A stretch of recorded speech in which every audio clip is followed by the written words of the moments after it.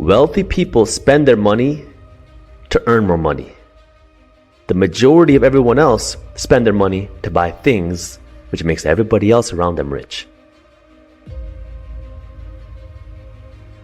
My truth in my experience has been, I have to jump higher. I have to show up earlier. I have to be the first person to turn off the light and the last person to turn off the light. I have to make sure that every number is correct and every T is crossed and every die is dotted. The way that I show up is by being consistent, so consistent that people cannot doubt your capacity to succeed. You have to work harder than the average person. And if you accept those terms, you cannot complain about those terms. I have only known success on the back of consistency. Do I think you could be a success without being consistent? Perhaps, if you have other resources and tools that I was never given. But coming from where I am, my perspective has only been consistency, and the discipline has been everything that I have ever gotten on the back of doing it again and again and again. It is what I teach. It is what I preach. It is what I believe. You can't be afraid to be vulnerable, because when you're vulnerable with somebody, about 95% of the time, they'll reciprocate in kind. And when both sides are vulnerable, that forms a connection.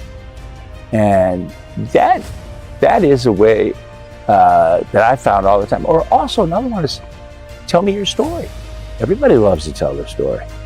And I'm just naturally a curious person, so I love hearing. That never bores me. So it's really the power of one-on-one relationships. We're all given 24 hours in a day. So the difference between somebody who becomes successful versus somebody who does not is now what input you put in those 24 hours. If you're spending your time on Netflix, if you're spending your time playing video games, if you're spending all of your time doing things that don't add any value financially to your life, well, if you compare that to somebody who's now working, who's now learning, who's investing in the education, you're going to see two completely different outputs. I had no business starting a business. And yet I started one. And I have found ways to create and make and sustain multiple 7-figure revenue streams. And while that may or may not be the case for everybody else, I strongly believe that every single business owner, once armed with what they know how to do, and once armed with the marketing, and once armed with the discipline, and once armed with the consistency, that they too can build a 6-figure revenue stream. I believe that with every fiber in my bones. Can you deliver on the promise that you are making? Can you sustain those customer relationships? Because if then, I believe, hands down, you can create a 6-figure revenue stream. And in America, if you are creating a 6-figure revenue stream, you are in the 1% of the 1%. And I think to myself, as a person who received government issued food and substances, I went to college on the back of government aid. I was the recipient of people's benevolence and taxpayers' money for me to go back and give back to a community. I think to myself that my business has become a passport for me to move entire legacies, industries, timelines, predisposed ideas of who I should be based on my gender, color of skin, or how I was raised. And I'm like, I became the thing that broke the system and the statistic, but I don't think I'm special. I believe everybody can do this. And so on the days that it becomes very hard, I think to myself, you have the passport. Are you going to keep it for yourself, or are you going to help other people get out too? On the days that are the darkest, I always think to myself, can you help one person get a passport today? And that's the thing that continues to keep me pushing forward. You know, one of the things my dad always said is the key is when the world hands you a sack of sour lemons, the objective of the game is to turn it into sweet lemonade. I'm going to give the advice that I heard my third year of business. I was sitting with a group of other photographers who were farther in their career, and I had always found a way, even though I couldn't afford to get educated specifically in photography realm because there was very high ticket experiences, I would find a way to leverage what I thought I was good at in exchange. I'm a firm believer in bartering. Bartering is my favorite thing. And so I realized that while I'm not necessarily a copywriter, I wouldn't classify myself as like a writer. I had a blog at the time. I still have a blog, but at the time I was blogging every single day, and other photographers started noticing the quality of work that I was doing. And so I found a photographer in my area. I was living in Los Angeles at the time, and I said, hey, would I be able to go to your event and write a few blog posts about your event? And in addition to, if you let me come, could I also write your bio, like for your website? Because I gave like a little preview. I was like, his bio was just like, great photographer, love my camera. And I kind of wrote just like the first paragraph of what could be his bio based on things that I had read about him on the internet. And he was just like, Yes. So I got into this room, and what he said, I felt like it just pierced my heart. And this is the thing that I will tell everybody again and again. He said, jump and the net will appear. And it was the first time in my entire life that I had ever heard somebody speak so brazenly about taking a risk. Again, who I am now as a risk taker is so different than who I was when I began. And the way that you strengthen that risk muscle is by taking risks. I built a high performance team as we were getting going, right? And that's the most important job of any CEO. And I really believe that the organization, the company with the best people wins. Then the key is how do you get them working together as a team, right? You know, the way I believe in that is you've got to have a North Star, a noble cause. You also need an enemy. Because, you know, that stops the water cooler talk. Nothing gets the blood stir. You know, in the United States State Department, we call it an adversary, but in business, we call it an enemy. And then the third thing you need is you need a plan. And with all these companies that I had the good fortune to build and these different organizations I ran, we would always have a playbook.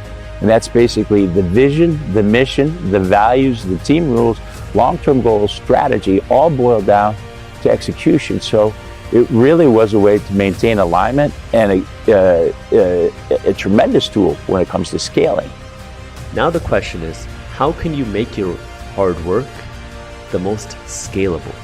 Because that's now what will take you from, okay, I don't want to be broke. So now you start working hard, which is great. I 100% recommend working hard, because without that hard work, it's going to be impossible for you to see any real level of success. But now you're working hard. The next question is, how can you make your hard work the most rewarding? What can you do to make that hard work give you the biggest dividends and the highest returns? And this is where people say work smart. You know, some people say work smart, don't work hard. I think that's a bunch of crap. I think you need to work smart and work hard. They go hand in hand, because that hard work is going to allow you to scale your smart work. But you now have to understand, okay, I want to become more financially successful. So now, how do I do that? What is the financial education? What am I working for? When I make more money, what am I going to do with this money? Where am I going to invest it? How am I earning this money? What can I do in terms of taxes to protect my wealth? What can I do with my investments to scale them? What can I do to build an asset? What can I do to build a business? What can I do to scale the assets that I do own?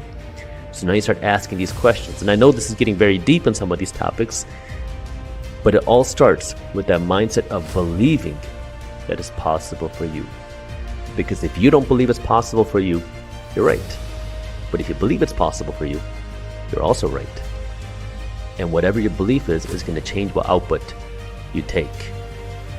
Wealth is mindset before it hits your bank account. And when it comes to the differences between the rich and the poor, it doesn't start with how much money you make. It doesn't start with what degree you have. It doesn't start with who your parents are. It doesn't start with what background you have. It starts with what mindset you have. And this is really the root of wealth. Oftentimes, the person who stops you from running the marathon is nobody else but you.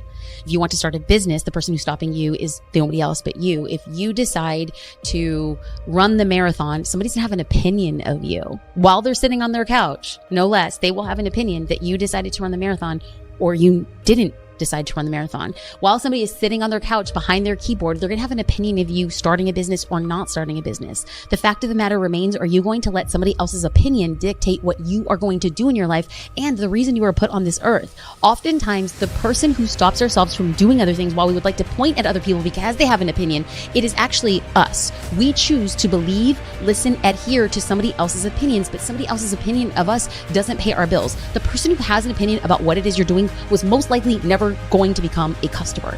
So all of a sudden, somebody who is never going to buy or support the thing that we were going to do, be it passing out Gatorade on the marathon or by becoming a paying customer, they were never going to be that person, yet those are the people who we let stop us doing from the very thing that we do. We stop ourselves when what we need to say is, not everyone will be for us or about us. Do you accept the terms of that? And if you say yes, then do the dang thing and do it to the best of your ability.